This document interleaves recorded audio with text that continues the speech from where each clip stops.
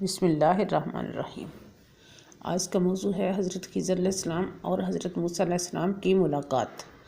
ایک مشہور واقعہ ہے جو سورۃ الکہف میں بیان کیا گیا ہے۔ یہ ملاقات ایک دریا کے کنارے ہوئی تھی جہاں حضرت موسیٰ علیہ السلام کو اللہ تعالیٰ کے حکم سے حضرت خضر علیہ السلام سے ملاقات کرنی تھی۔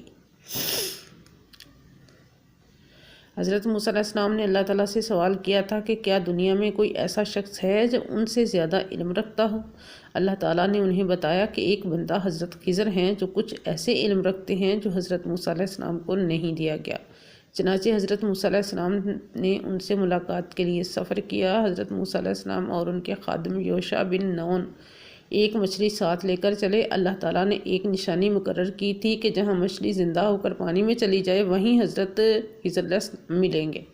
جب وہ دونوں ایک مقام پر پہنچے جہاں دو دریاؤں کا سنگم تھا تو مچھلی پانی میں زندہ ہو کر چلی گئی۔ حضرت موسیٰ علیہ السلام نے وہیں رکنے کا فیصلہ کیا اور حضرت خضر علیہ السلام سے ملاقات کی۔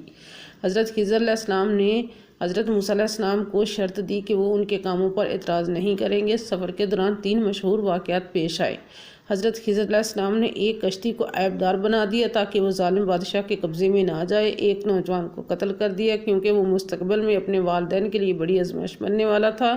ایک گرتی ہوئی دیوار کو بغیر کسی اجرت کے درست کر دیا کیونکہ اس کے نیچے یتیم بچوں کا خزانہ تھا۔ حضرت موسیٰ علیہ السلام ہر بار سوال کرتے اور آخر میں حضرت خضر علیہ السلام نے انہیں ان تمام اعمال کی حکمت بتائی اور پھر جدا ہو گئے۔ یہ واقعہ ہمیں صبر، اللہ کے فیصلوں پر یقین اور علم کی طلب میں عاجزی سیکھنے کا درس دیتا ہے۔